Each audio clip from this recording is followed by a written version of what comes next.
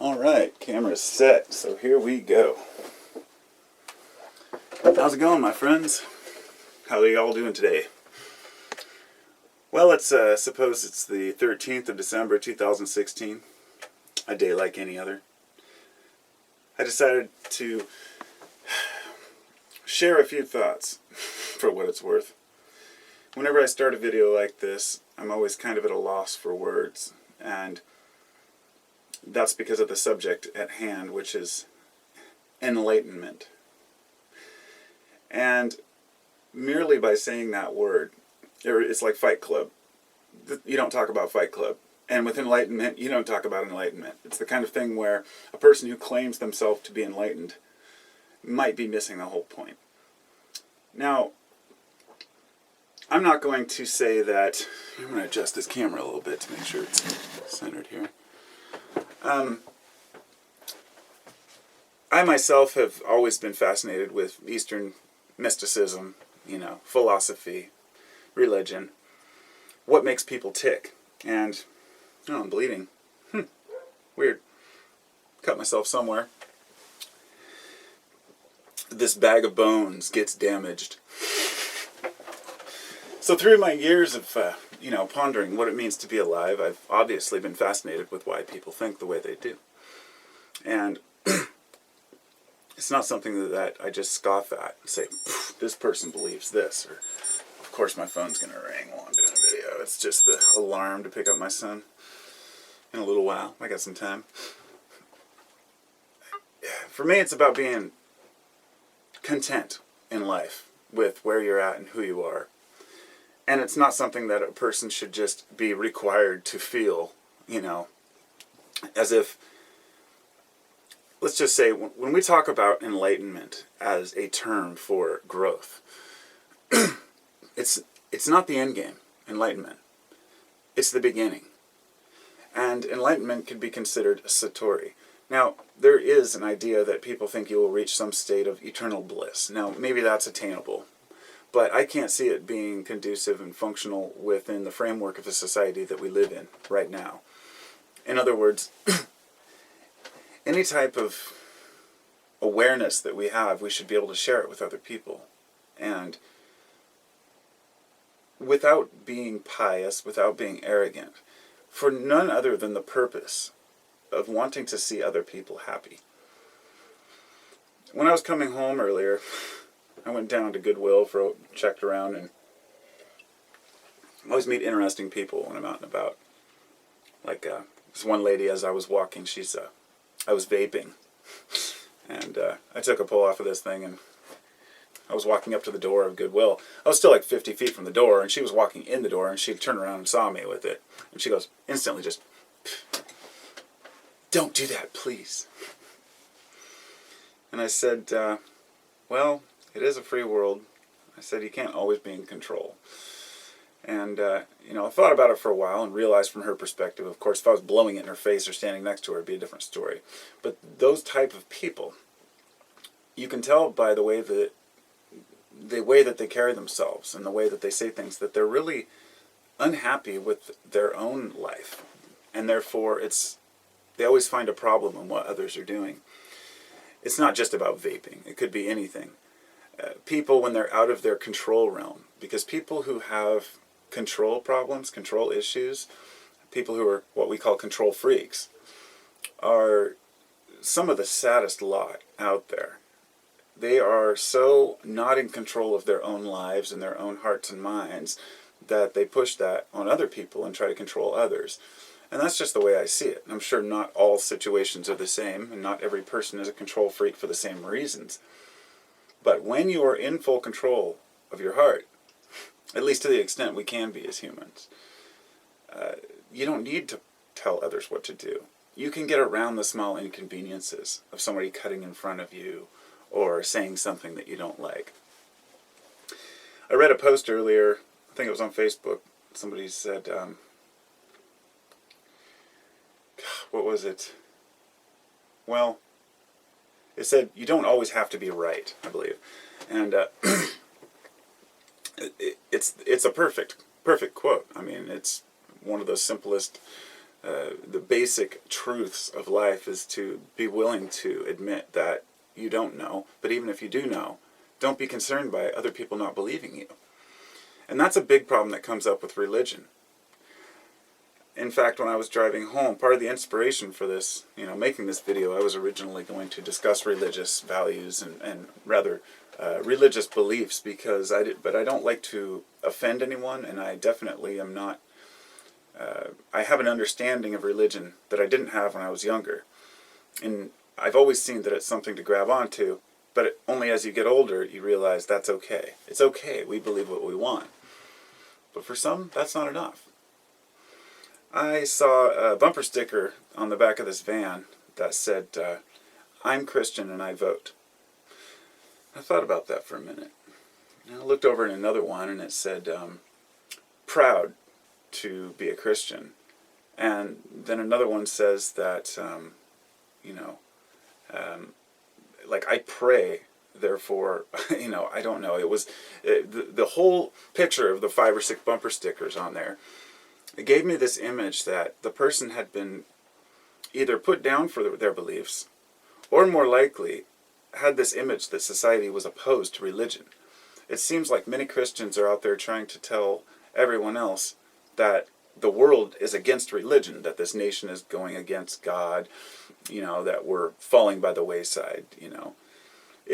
That's never been true. Religion as a whole will always be there. Christianity is on the decline in this country, yes, but it doesn't mean that it's ever going to be abolished, nor should it. And I don't mean abolished, I should say to go away.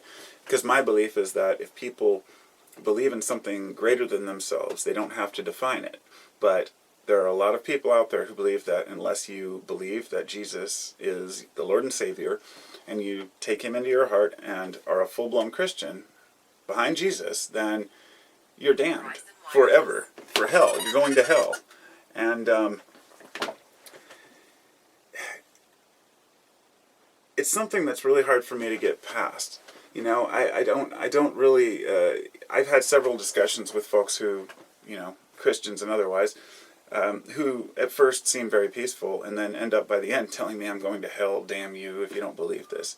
They'll say, I just want you to be, healthy. I just want you to go to heaven and spend the rest of your life, in bliss. And I guess for me that's, I don't believe in that utopia, This reality that we have is, it doesn't matter if this is it or not, because this is where we're at right now. This consciousness and this mind, these neural connections, where I'm at right now, I have to do the most with that while I'm here, rather than living a life pointing fingers at other people in order to make myself feel better about where I may go after I die. And it's difficult to have discussions with people who think that way. I don't know why my phone never rings, it never get texts, never get messages, anything. And the minute I sit down to make a video, it's one of those things that in the past would bug me, and maybe it's a perfect example. Maybe it's telling me, to mention this because, I used to want things to be, even though my videos were never edited, I'd be annoyed by something in the background. And it's taken me, even in the last few years, I've noticed a change in that. It's going with the flow, because every time something happens to me that doesn't work, I just have to let it go. And I have to, go with the flow. I wanted to mention Descartes, who said, "I think, therefore I am." But there's only so much I can say about that. But it's really a philosophy of knowing that the only truth you know is that you are thinking. So whether you're in a dream, whether you exist or not, doesn't matter, because you can reason and think and develop ideas. And that means you exist, at least in some state, in some form. And I've never found believing that we are either divine beings or earthly beings, it never seems to matter. Like, no particular belief about where we come from, where we're going, or who we are I've ever seen assist society other than to be used as a control. One thing that, because I have a combination of philosophies, I actually wrote down a term for it, philosophy various, which is the idea that I've heard of a lot of people who, admire certain philosophers. And for me, I'll listen to Nietzsche or Socrates. They both have great ideas. You don't have to look at, the world as something negative, but you can't pretend like it's all positive and that everything's great and dandy all the time. Once you accept the darkness and you move forward. And in Buddhism, they had the Eightfold Path, which are all phenomenal, ways. And there are the noble truths about life. And these are all just baseline, obvious things to a person who has tried to search for, for their own well-being and truth within their mind. That letting things go and going with the flow is important. We have minds that are fertile, and when we plant the proper seeds, things will grow. This is why when two people are arguing, the best you can do is to say, this is what I believe, this is what you believe, and go along your way. I was thinking of Confucius, and he was a very traditional, some of those Chinese and Japanese philosophies go back to family being the most important thing, but more than that, leadership. And he was talking about bending to the will of the leaders, because as long as you're lashing out and trying to be in equal control of everything, then you'll always find yourself feeling trapped. You have to realize that there are some people out there who have more authority than we do. It's going to be that way. It doesn't mean that it's right. It doesn't mean that it's, the way it should be. It just means that that's life and we deal with it. I thought of it like this. You think of other people's opinions as the breeze, okay? And you think of yourself as a tree. We are a forest. And as the breeze blows through the trees will buckle and sway back and forth. It may push us around. Wind has a lot of strength, but it's still nothing. It doesn't exist. It will, if you take too much, tree will snap. And that's how I feel about society pushing on us, that we have to stand rigid, but we have to be flexible. And that's very important. By observing natural processes and the way that things behave in nature, I think we can get a better understanding of ourselves. And the outward appearance of things aren't always the way it is. There's this term called, multiple realization. There's a multitude of different ways to come to the same realization, that you can't reduce human thought to one cause, to one end. Everyone comes up with different ideas and comes to similar conclusions quite often through different means.